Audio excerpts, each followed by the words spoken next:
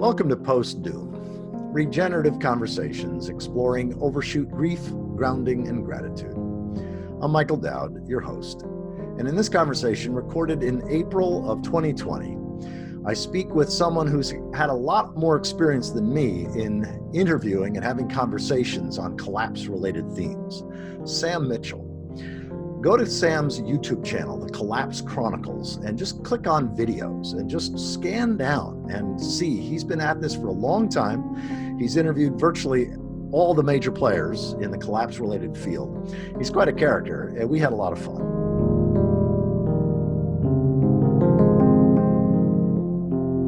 What language do you use? I'm curious. This is sort of the first question I've been asking most folk. What language, how do you relate to any of that stuff? But also, what language do you find yourself using in terms of contracting, collapsing, scary times? Well, obviously, my closer of most of my videos is get out there and enjoy it while you still can. And this is over and over. I have interviewed now over 100 people down here in this rabbit hole. And if I had to, if you put a bell curve on it, in the last 60 seconds, I ask the same question when I close out an interview, give us your 60-second message to mankind. And that is, it's some form of that. It is some form of that is get out there and enjoy it while you still can. Yeah. Built into that, is the definition of enjoyment or joy, which is the middle of that word. And then of course the while you still can, which is implied because this, as we found out 3 weeks ago, this whole house of cards, it can come down quicker than we ever thought. It's going to be uglier than we thought, and it's going to be faster than we thought. And I've got to add a third one from the last 3 weeks. It doesn't need to be something as catastrophic as some of the quote doomsday prophets out there have been talking about, that the trigger, what has totally spun my head around here, Mike, is how small the trigger was. And I'm already getting myself in trouble that people are not going to hear me when I say how small the trigger is relative to the stuff that me and the people I interview talk about. We're talking about some gnarly stuff. Yes, exactly. And so we were, I guess, because we're on this little doomer island down here that we literally insulate ourselves with other doomers. And what I am so shocked is what we would, all right, I can't speak for other people. I mean, what I would consider a fairly small trigger, what it fired off on this planet. And it just tells me, good Lord, what's it gonna look like when the real cannon goes off? I am in no way, shape, or form denying that the coronavirus isn't going to kill a bunch of people. I've never said that in my entire life. I have never denied that this pandemic is going to kill a bunch of people. Compared to what I've been talking about and talk about every week with my guests and read every single day, is so far beyond this. And we've been talking about when something bigger than this happens, how long is it going to take for the global industrial economy to unravel after the cannon shot fires off? Well, we've answered that question, brother. We've answered it's going to be overnight. Yes, exactly. Overnight. Yeah. So that's my takeaway. And this whole thing, get out there and enjoy it while you still can. I don't know if I can even put the second half of that sentence on there anymore. It's going to be tougher every single day. It's going to be a hell of a lot tougher for us to get out there and enjoy it while we still can. If you want, if your definition of enjoyment is as mine is getting together with people I love and playing acoustic music. That is my number one joy in life, getting together with people that I love, playing acoustic music, under the stars, around the fire. That has been taken away from me. So the enjoyment is just the toll this is going to take. People are way underestimating, I think, the toll on so many levels, and we're just going to watch it unfold. Yeah, it's interesting. I'm convinced, and I've not said this publicly, so we may edit this out if Connie doesn't like it. But I'm convinced, and Connie's convinced as well, that our dysfunctional relationship to mortality and death is really at the center of this, because amen, brother, amen. Yeah, it's just I'm grateful that one of my conversants or conversational partners in this series was Stephen Jenkinson, because I really respect him and where he's coming from. But I tell you, we are so we have no way of appreciating endings and death and mortality and the rightness of it, the sacredness, to use religious language, of mortality and death and impermanence. And with this idea of keeping people alive, it's like how many if given the choice. Connie came up with this thing called COVID Legacy Pledge, where she's made a pledge. She's only 67, but she's basically said that if she gets COVID, she doesn't want to clog up the system and take away ventilators and ICU beds from younger people who would need it. And she's just going to ride it out. And if she dies, she dies. Share your story, because it seems to me that, especially now in a coronavirus era, I used to say that every season, another few million people are ready for this conversation, and that weren't ready last season. Now with coronavirus, it's almost like every week there's probably a few million more people ready for this kind of conversation than were ready last week. I've noticed quite a bit the exact opposite of that. Oh, really? Say more. This is one of the things that I find truly shocking over this, is that the folks down here in the quote doomosphere, how they have, it seems to me like, brother, they've pulled back from this conversation. Oh, interesting. Yeah, I am. It's just one more conversation that maybe more people than I thought weren't taking it as seriously as maybe you and I are, and how they have just well, and it's not just way down in this deep hole, but I mean all of the environmental and ecological news, how it has been. It has not just been pushed aside, it has been completely eradicated off of the certainly off the mainstream media. Yes, and, that for sure. It's but so anyway, I'm sure what you're saying, I agree with you that there's probably been some sort of crossover here, but it's not to exactly where you and I are. Yeah. It's all about humans. The conversation is all about humans. Poor, pitiful me. And I'm certainly playing that card. Poor, pitiful me. I'm going, my life has just been completely screwed by this, but the conversation that is just more people screaming, poor, pitiful me, poor, pitiful humans. I find less of a conversation down here, about the conversation that we're having, which is the single biggest story in the history of humanity. Has been, it never was on the table, but now, brother, trying to get people's attention about the single biggest event in human history.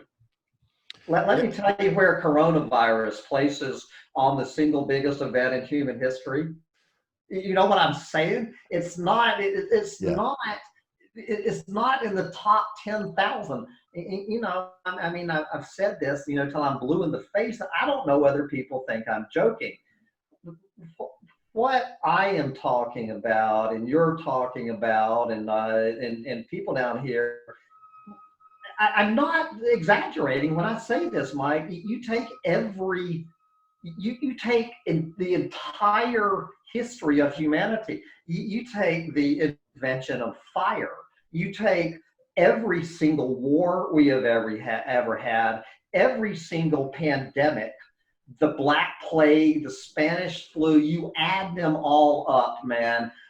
You throw in the Industrial Revolution. You throw in the invention of fossil fuels. You put it all together, and it does not equal the story that is unfolding on this planet, has been unfolding in real time every day for the past 50 years, and nobody seems to care. If you point it out to them, they're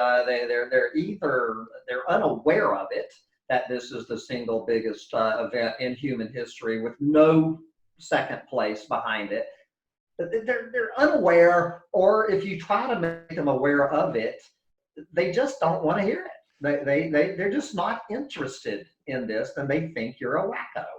Well, Rob Malkarski's got his fabulous undenial website, and he beats that drum really well, and well he should. That denial is very deeply rooted in our species, and you know, he and I have a differing opinion in terms of where that comes from, but nonetheless, it's clearly the case. You know? Well, if there was any question of that till 3 weeks ago, I mean, there wasn't any question. Yes. But if anybody down here still had that lingering question, I think we've answered that one. We can check that one off. Yeah. Well, when you say down here, I'm assuming you're not meaning just Texas or Austin. You're probably down here in the Doomosphere. In the Doomosphere, yeah, right, exactly. Yeah. The people who get, yeah. Wow. All right. Well, back to sort of the question about your story. Like, share a little bit about your trajectory, how, you know, your worldview growing up, and then how it shifted, and you know how you got to where you are now. Well, I'm just an upper middle class suburban white boy. Grew up in Atlanta, Georgia. I was always interested in environmental issues. I always called myself an environmentalist.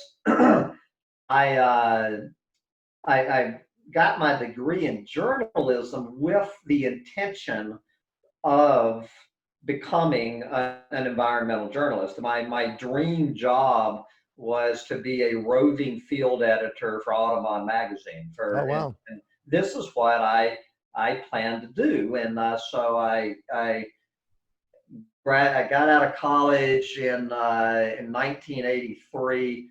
Got married, moved from Atlanta to Santa Cruz, California. And so I was a freelancer. I was a freelance journalist, and I was the news editor of the weekly newspaper in Santa Cruz, and I was freelancing for other publications. This is what I did during my 20s, and I was actually, you know, I was very prolific. I mean, I had hundreds, probably thousands of pieces published in my 20s. Yeah. And then for just because I guess just because the universe has such an ironic, sick, twisted sense of humor, here I was, this radical, progressive, social justice warrior, environmentalist, lefty progressive in Santa Cruz, California. Which is the lefty capital of the world, the Socialist Republic of Santa Cruz. I was right there in the thick of it. And then at age 30, I went from that to selling real estate for Century 21 Real Estate. And let me tell you how that shook up my friends. Yeah, please. So from starting in 1987 until 2008, how I made my money, and I was very successful at it. I sold real estate, as an agent, but I was mainly a real estate investor. I flipped houses is what I did. Sure. I flipped houses. But through all this, I would work for several years. I would pile up a big pile of money, and then I would go slack for live off until the money ran down. Then I would go back and get up a big pile of money. This is what I did from 87 for 21 years. For 21 years, my main thing that I did was real estate sales and real estate investment. Now, I always considered myself an environmentalist, which is absolutely absurd, completely absurd.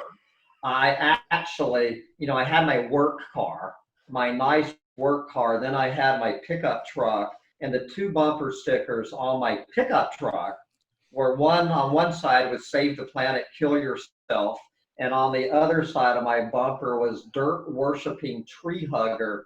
I remember pulling up into Keller Williams because my regular car was in the shop, and I pulled up in this truck, and I'm stepping out of the truck, and one of my superiors saw me getting out of it. It's amazing.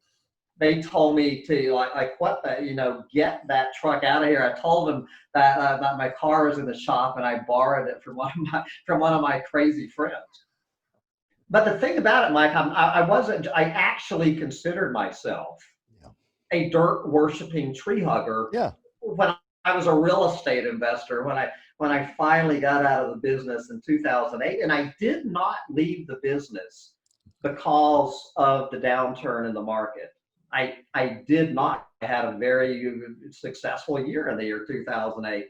I was hardly paying any attention to it.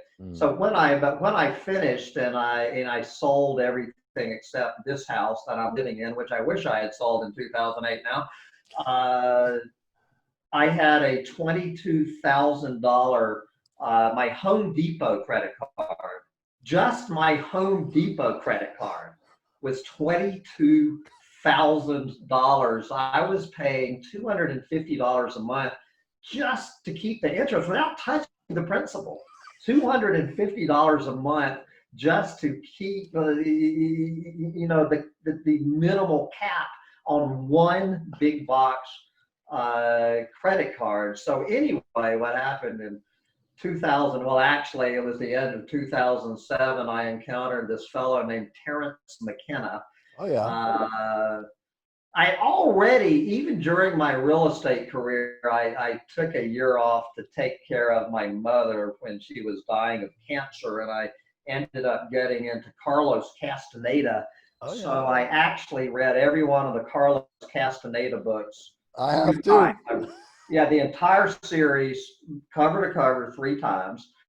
And I do recommend, as flawed as Castaneda is, I still recommend you reading those books. So I had a little flurry with that. Then I just got back into the real estate business. But in the end of 2007, I came upon the works of Terence McKenna. Mm-hmm. And my life has never been the same. Anybody not familiar with Terence McKenna, surely you're familiar with Terence. He was Michael Rupert's biggest influence.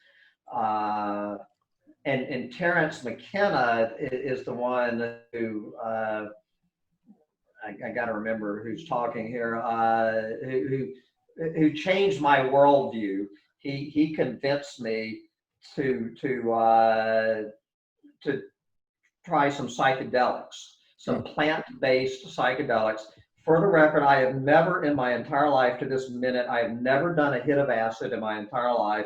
I've never done a line of cocaine since the day I was born. I'm 60 years old, never done acid, never done cocaine, never done MDMA. Is that the same stuff as ecstasy? Yeah. but Terrence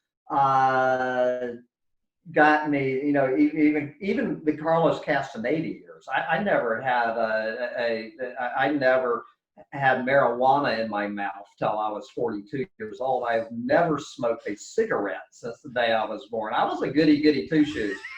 But Terence McKenna, he convinced me to do these psychedelics. So what I did in the spring of 2008, while I was in the middle of a very successful real estate career, even in the year 2008, I was living in a beautiful home, had all of these rentals, living the life of Riley. I think in 2007, I think the last time I paid taxes was $113,000. I think was 2007. And then in 2008, I took Terence McKenna's advice. So what I did was 3 months in a row on the full moon. It was April, May, and June that I did the full moon. I did ayahuasca 1 month. I did magic mushrooms, 5 grams, which is what Terence called a heroic dose. So I did a heroic dose of mushrooms. And then I did San Pedro cactus, which is, it's not just similar to peyote. It is peyote. It's mescaline. Okay. That's what it is. It's in a different form. It's not quite as concentrated. I've never done peyote, but it's a more friendly form of peyote. So I did those 3. The ayahuasca is DMT. The natural form. I've never done, the laboratory DMT. It's Mother Nature's DMT. Yeah. And then of course the mushrooms are psilocybin.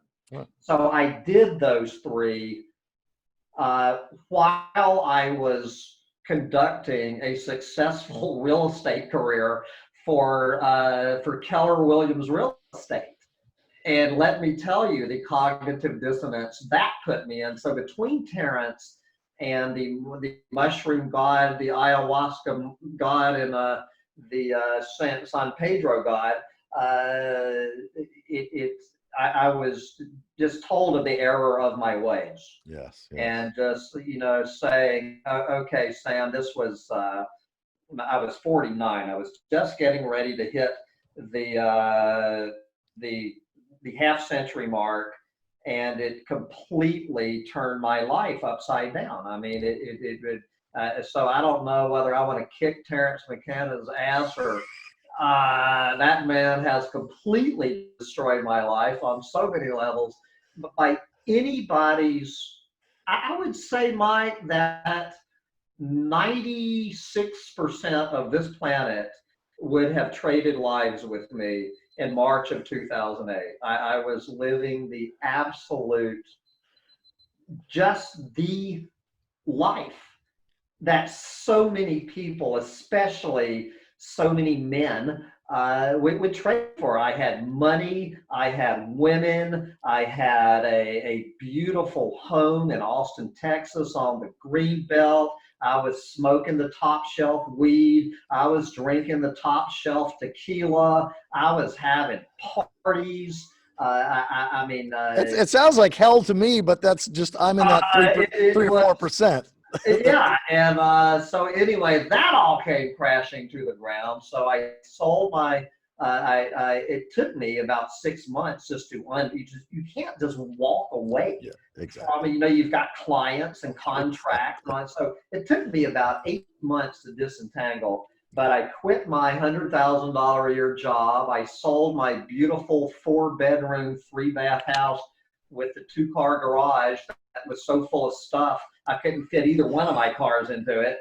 Got rid of all of that crap. I had I sold 4 of my 5 rentals. Now, this little house that I'm living in now was paid for. I didn't have a mortgage paying out on it. So I kept it just for a little bit of rental income. Yeah. And what I did, the last thing I did, and thank God, brother, for this, the very last thing I did is I paid off all of my mortgages, my $22,000 Home Depot credit card. I put $5,000 in the bank, and I took the rest of my money that was left over, which was about $25,000, and I put it into physical silver.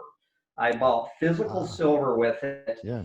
And went and put it in an old sewer pipe and went out in a swamp and buried it for today, for the coronavirus. Yeah. Yeah. And this is what is saving my ass right now. It was the single best decision I ever made, buying that physical silver for something exactly like this. Wow. And I'm digging it up on May. I've already found buyers. That's already been sold.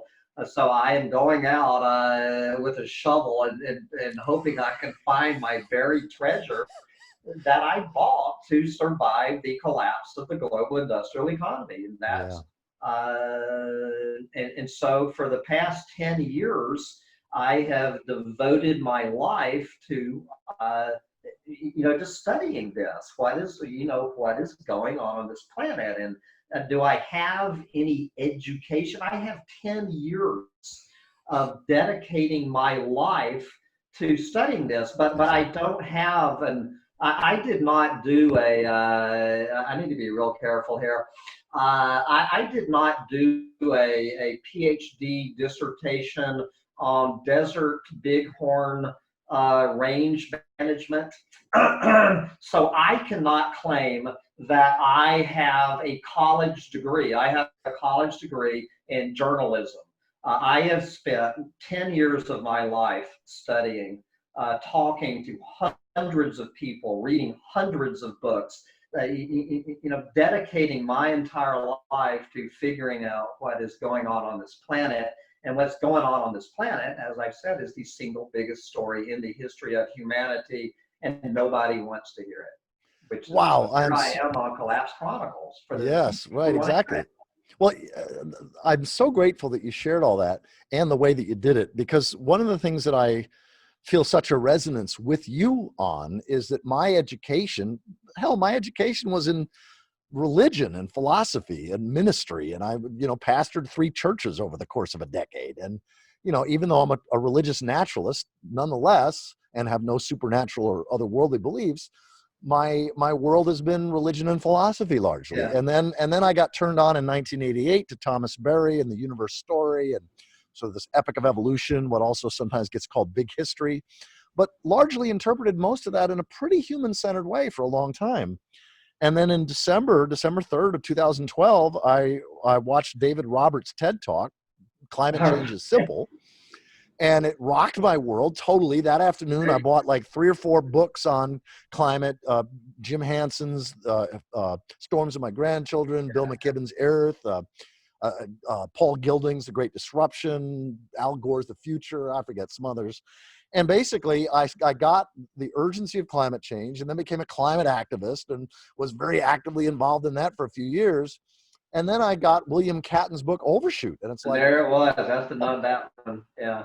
Oh my God. And so then once I got Overshoot and then started really understanding, and then abrupt climate change, then I really, John Michael Greer, I think I've read 15 of his books, the rise and fall of civilization and how civilizations collapse and all. And so I don't have a degree. I don't have a PhD in that. I'm a self-taught independent scholar, basically some as you, just reading a lot of books and having a lot of conversations with people. Yeah. So anyway, I honor and appreciate your dedication. Well, first of all, to turn your back on such a quote unquote successful career and stuff, because life, the universe, God, spirit, whatever you want to call it, just life, let's just go with that, life through these plant medicines, had you see the error of your ways, but also that you took on studying and having conversations with amazing people. As I said at the start of this, I consider you like the most significant older brother on this collapse path, especially in terms of your independent research, but also your conversations with people around this stuff.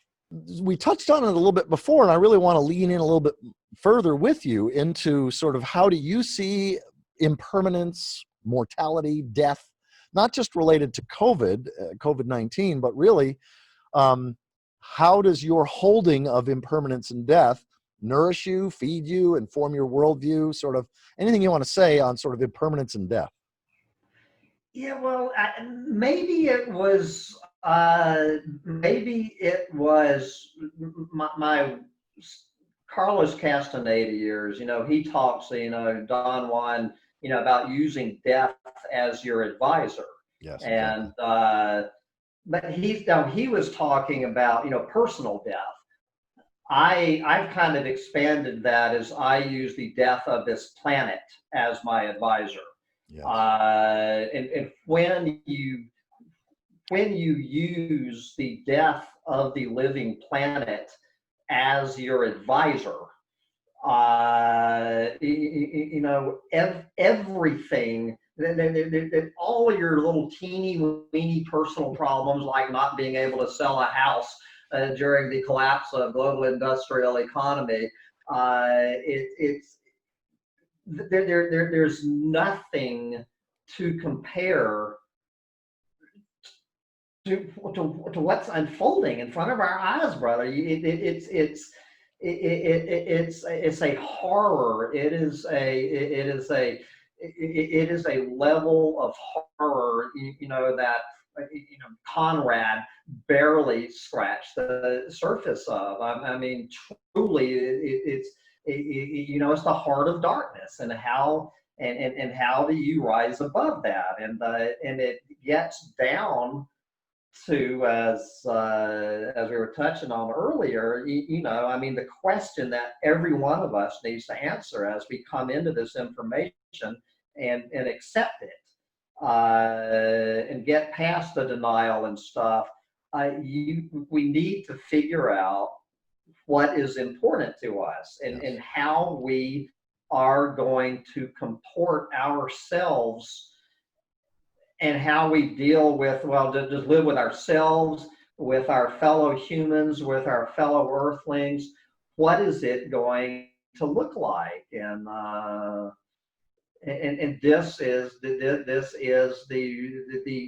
personal question that each and every one of us is ultimately going to have to figure out for ourselves. Sure. What I try to do with the things I share with my audience and interviewing people is help people navigate that. Right. Whether I'm helping or hurting, I don't know. Well, say a little bit more about your Collapse Chronicles. I want to hear out of your mouth what your experience in that, what's been most fulfilling, and what it offers the world. Because I one of the things I want as a result of this conversation is that people who haven't yet experienced you in that context, to go over and start watching your videos and listening to your stuff. So say anything you want about Collapse Chronicles. Well, obviously, what I'm doing is chronicling the collapse of global industrial civilization, and more importantly, the collapse of the living planet. Simply because I think it's an interesting subject. I think I'm just one of these weird people, Mike, that I think the single biggest story in humanity is just interesting. I find it a pretty interesting subject, that humanity, that we could be extinct as a species, that we are in the middle, we are witnessing the sixth mass extinction unfolding in front of us for the sixth time in our planet's 4.5 billion year history. The people alive on this planet today, we're the lucky ones. Humans have never been able to witness a mass extinction before. This is the first, and it's not going to be the last of mass extinction. Okay, there will be more. There will be a seventh and an eighth, and I don't know how many before the whole thing, goes brown dwarf or whatever it is to where we're heading eventually. But you know what I mean. We get to witness. These things only come around once every 60 million years. I think it's pretty interesting. be talking about it, but it's unbelievable, brother, how many people Yeah. do not want to talk about an event that comes around every 65 million years or so. I don't get it. I'm floored why this is not. Why isn't this every single day in the New York Times, the Washington Post? You know what I'm saying? My sense is that it's because of human nature, both individually, but also how humans tend to think and feel and act, and don't think and don't feel in groups. And when, so one of the things that I've spent a fair bit of time over the last 15 years, 20 years, Connie and I have been doing this traveling, speaking in churches and colleges and universities and stuff for 18 years.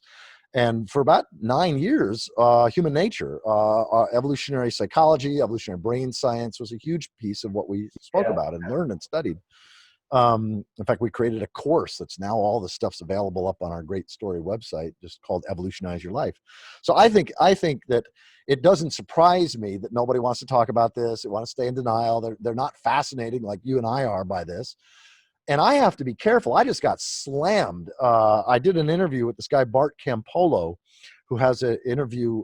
His father was a very famous, Tony Campolo was a very famous evangelical preacher, sort of radical evangelical, liberal politics, but relatively conservative theology.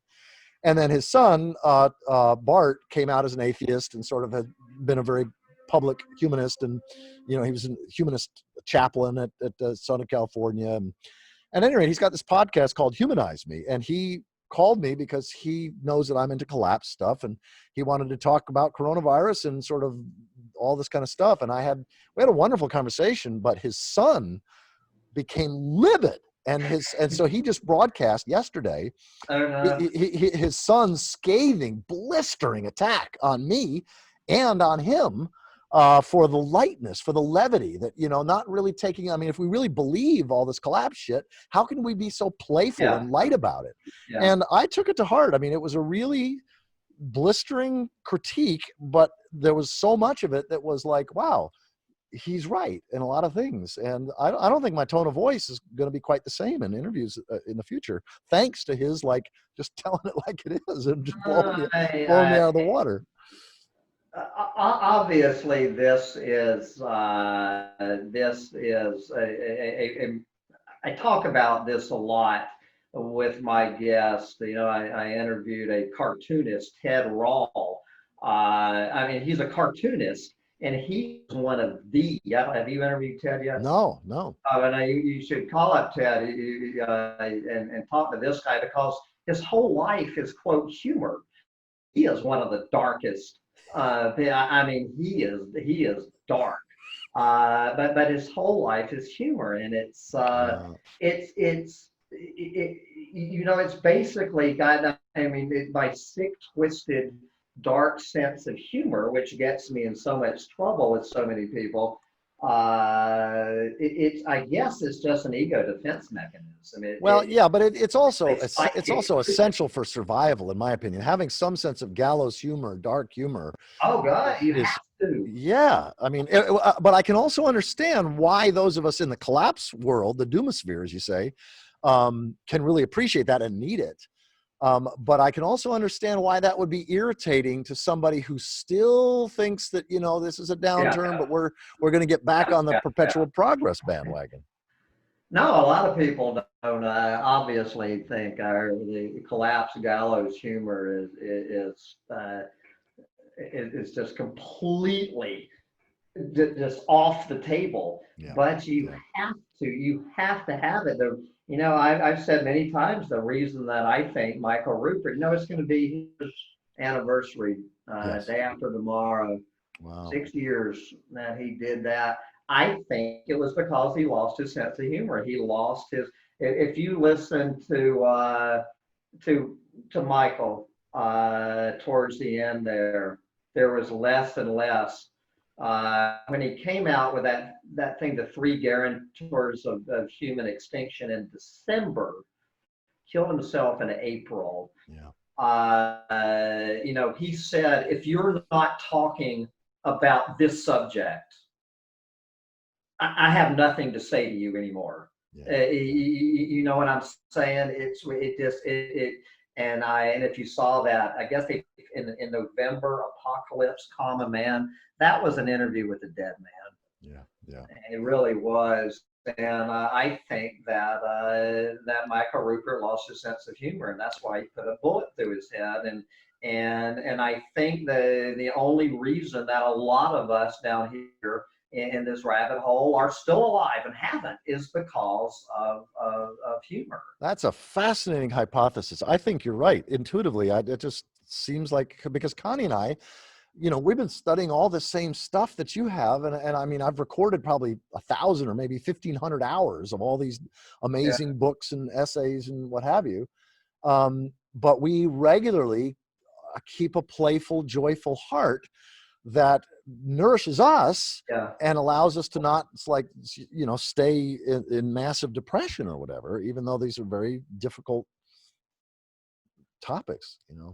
Well, I don't know what the public perception of doomers are. I think when they think of doomers, what do they picture, Mike? Do they picture people like walking around in mourning cloaks, carrying the scythe, and I don't know what the public perception of us is. Yeah, it's a good question, and I don't have a good answer. I honestly don't know.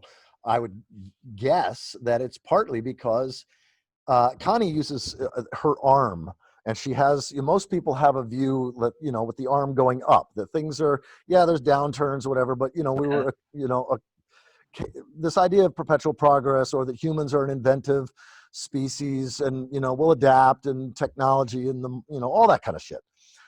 And but the reality, as you and I know, is that things are down. And if you're up here on the shoulder, and and you're an activist, you still believe that if enough of us get to do the right thing, vote the right people, get the billionaires to invest billions of dollars, whatever it is. So Connie uses that arm analogy because Yeah, it just helps her have compassion for people who are up here and who resent the quote yeah, unquote doomers, because they think that they're gonna, it's like Jeremy Lent, and Terry Patton and others who genuinely still believe that we can transform the systems if enough of us start thinking ecologically and make the right choices.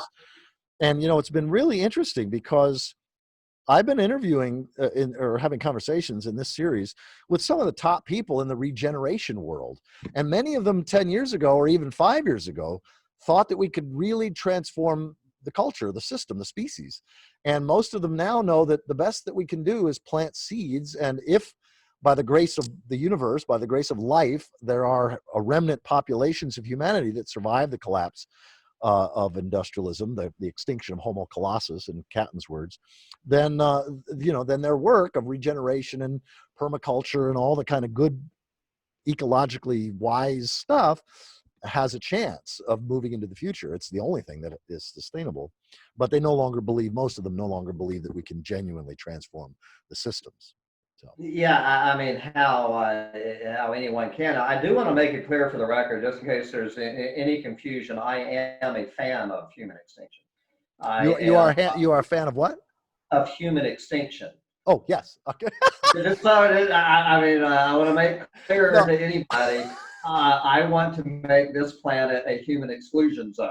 the two things that I think that we can do positively that have some benefit for the larger body of life, even if we go extinct in the near term.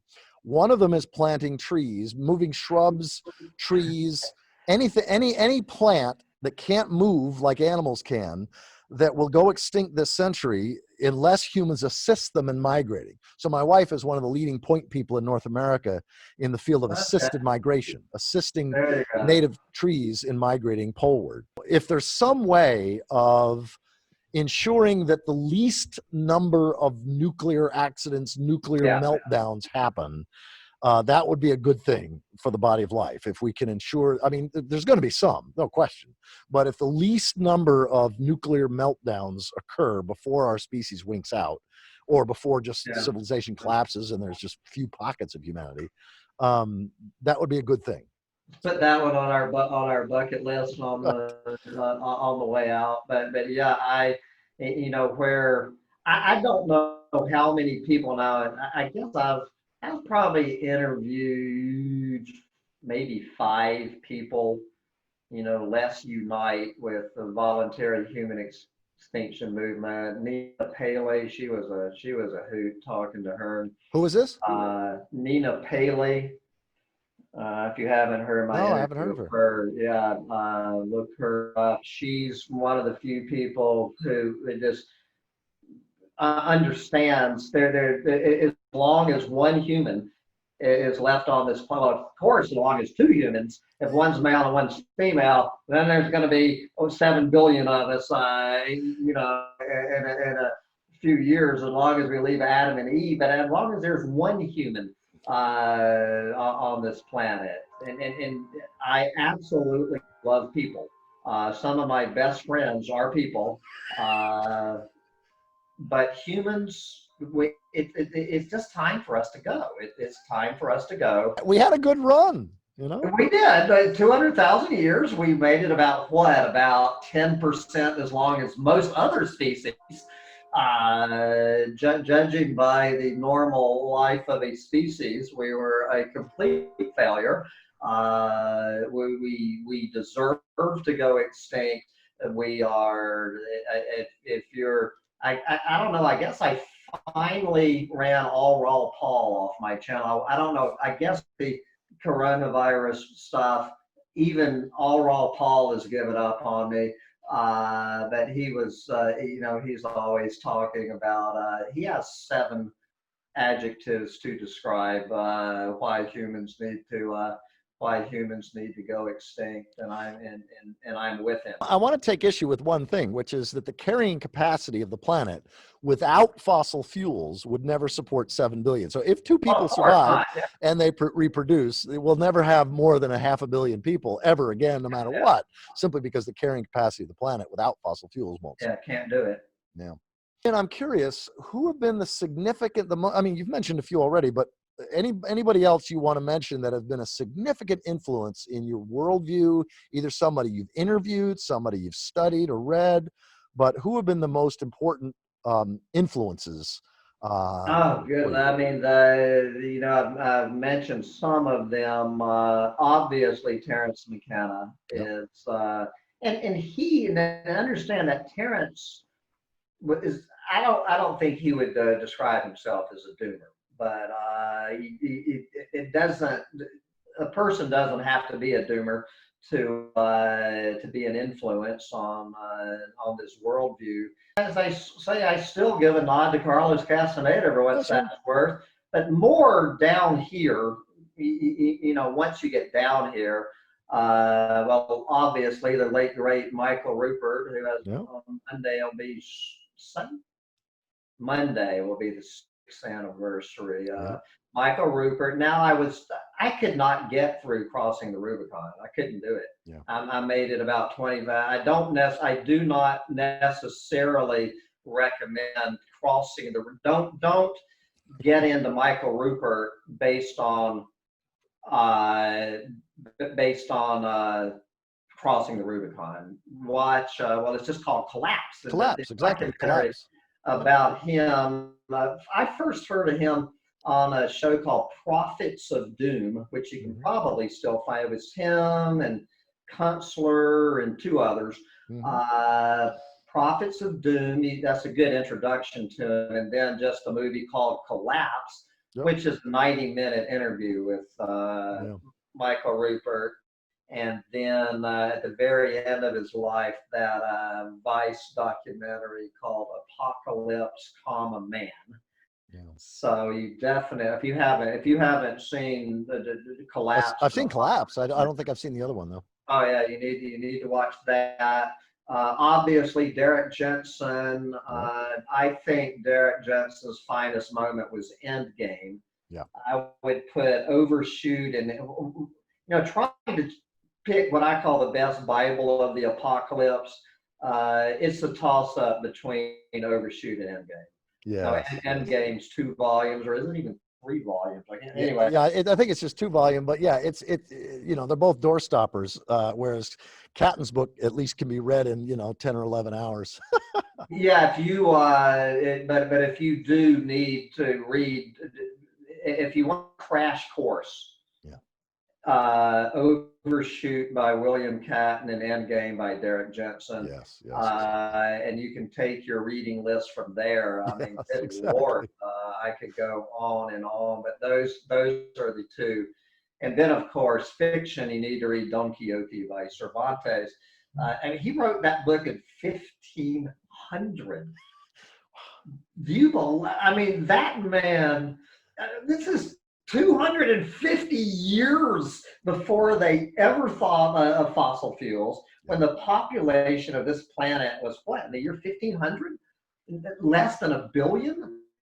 Miguel Cervantes looked right in to where humans were going Wow. as a civilization, as a planet.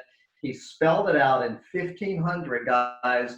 We need to turn this freight train around in 1500. And it's if you want to see the blueprint of a doomer, it was Miguel Cervantes. Wow, that's great because I haven't read it, so I will read it as a result of this Oh, you have conversation. not read you? No, I know. I can't believe Michael it. Dowd has not read Don I, Quixote. I know. You I ought to, know. if I could reach through here and slap you, brother. Thank you. I received the slap.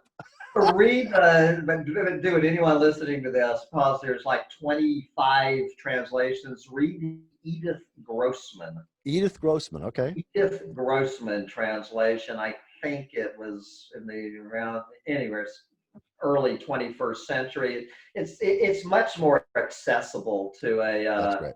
a modern a modern audience, but it's one of certainly one of the great Bibles of the apocalypse, and it's one of the. I mean, you will laugh so hard. It's one. I mean, you're literally gasping for breath. But of course, as Don Quixote, he is the world's greatest fool. He was going around doing, the whole thing of tilting at windmills. I call it tilting at wind turbines. But what Cervantes who clearly defended Don Quixote's worldview, was that 99% of the people that he encountered thought he was an absolute clueless moron, a lunatic, a whack job, a laughing stock. He was just viewed by society as a total buffoon for saying, people, look around you, what is going wrong, and people did not want to hear it in the year 1500. They don't want to hear it 500 years later. Exactly. Nothing Wow. has changed. In beginning to wind this conversation down, anything that you'd like to share on in terms of what Paul Chafurka calls finding the gift on the other side of the stages of grief, on the other side of acceptance? Many of us in this post-doom world have found something to be grateful for, or something that's opened up for us on the other side. And I'm just curious, has there been anything uh, that has opened up for you in a positive way on the other side of grief and all the rest of that? Well, of course, we have Don Quixote's sidekick, Santi. No, you know who Sancho Panza is, Don Quixote's sidekick. Oh, So good. Okay. Sancho Panza has opened up for me. Now, and seriously, if you are down here, and especially if you're getting depressed, and if you're living alone, if you don't have, like you have found, a life partner who will actually put up with you talking about this, if you're living alone and depressed, and you don't have a dog, I just don't get it. I mean, this little dog is probably one of the reasons I'm still alive. Yes, I get it. You have to have. You can't do this alone. Yes. You can't do it alone. If I was sitting here right now, I mean, it literally socially isolated, where I can't even get together with my friends. If I didn't have this little dog, Yes. the past few weeks, I would not be sitting in this chair talking to you. I would be curled up in a fetal position in the Yeah. bottom of my closet. Yeah. Yeah. So this is recommendation number one, and but it's going to be tougher. I mean, we're in a new. It's our our freedom to assemble with our friends, Yeah. our freedom to travel freely. The things that I cherish most in my life they're certainly gone for the next few weeks or months, and Yes. I'm not even going to open up the whole story of our civil rights and the Orwellian police state and all that. That's a whole nother Yeah. conversation for another time. But it's crazy times on the planet, and it's going to be harder to get out there and enjoy it while you still can. Yeah. But, I appreciate you're usually ending along those lines. I need a new ending, Yeah, brother. right, exactly. No. I need a new ending. Right, right. So you noticed I don't say it anymore because it doesn't work. Yeah, I've got to come up with a new ending, right, and right. maybe I could start right now, but I can't. It's going to suck. It's Yeah, as Gal Zawacki said about it. She doesn't know what the collapse of global industrial civilization is going to look like, but she doesn't want to see it, and neither do you. You yes, don't want to be a part of this. It's yes. going to be ugly. It's going to be uglier than we ever thought, and it's probably going to get her sooner than we ever thought. I used to joke around that people your age, my age, we're about. I guess I'm 60. I don't know. I hope I Yeah, didn't. I'm 60. Let's see. Wait a second. Am I 61? I think I'm 61. I don't remember. Yeah. So anyway, well, so we're pretty much the exact same age. Yeah. I used to think up until 1 month ago, literally until 1 month ago, I could say with Right. a fair degree of confidence and arrogance that I would think that if you and I had had this conversation a month ago, I would have said right now that I think you and I, Mike, are going to get out of this with the screen door barely tapping us on our guilty asses. I can't say that Yeah. anymore. Right. I Exactly. can't say it anymore. I don't have any idea what you and I are going to see in the next 6 months, but compared to what the people in sub-Saharan Africa, Yeah. in India, or compared to what they're going to see, brother. Yeah. You No. know, Exactly. Exactly. I mean, this is one of the things that I was grateful for the smackdown that I got from Roman Campolo.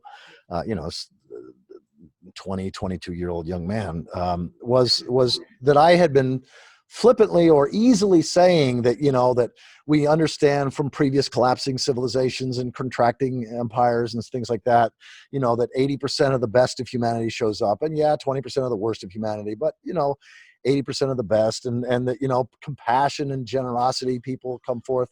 And that is true in some ways, but I have not taken a clear, straight-eyed, sober look at the ugliness and the difficulty and the pain and the trauma and all the rest of that.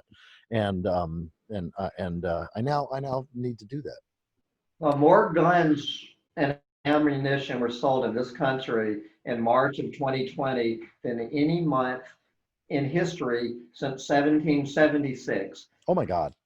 Do something with that statistic. Wow, I And had not heard what do that. you think that means for 6 months from now? Yeah, That's all you need to know about are people going to choose fear or love? wow, And it wasn't just Texas either. yeah, I mean, New York was the same, I guess until he shut down gun sales. No, that one statistic is all I need to hear. yeah, When the real pandemic gets here, It's going to be nasty, gnarly, ugly. We've never, you and I have never known what a hungry person. You have never encountered a truly hungry person that has a family to feed. Yes. And it's going to be ugly. And I don't want to be part of it, but I think I already am, and so are you. And I hope we get a chance to come back in a year and see and look back over this a year from now. I think that it's very possible that within the next year, we will starve to death, that we will, if the Arctic wigs out in a really severe way in terms of a blue ocean event, we could boil like lobsters. I mean, there's, Connie and I sort of, In so many ways. it's this humor, when we're talking to people and they are talking about 10 or 20 or 30 years down the road, I whisper over to Connie, I say, yeah, if we all haven't boiled like lobsters or starved to death by then. And it's just a little dark humor that, keeps a chuckle for us. But this year, we actually believe that it's possible. We've got a few months worth of stuff.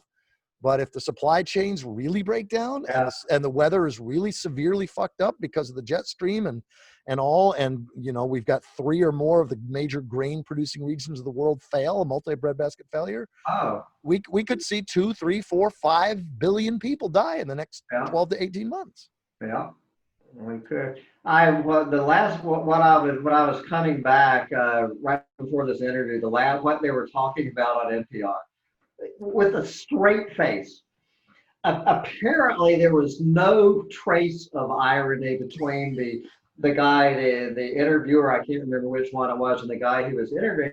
What they're talking is this new project that this group has started, where they want you to send in your story of how you're responding to the coronavirus, so future historians, centuries from now, they're putting together like this time capsule so future historians, centuries plural from now, can actually find this little time capsule from 2020, how we survived the biggest threat to humanity in the history of humanity. And I'm thinking, oh my God, am I here all alone? And you should have heard this inane conversation between these two grown men talking about the future historians, talking about the biggest event in human history in the year 2020. And I'm thinking, brother. Anything you'd like to say in bringing this to completion? No, I think that we've covered it pretty well. As I say, since I can no longer say get out there and enjoy it while you still can, because I'm not sure you still can. As I say, I will try to come up with a new closer, but I haven't come up with one for my own show, so I can't come up with one now. But all I can tell you is you and the few of us out there, keep up the good fight, brother. We appreciate it. For more information about this project, go to postdoom.com.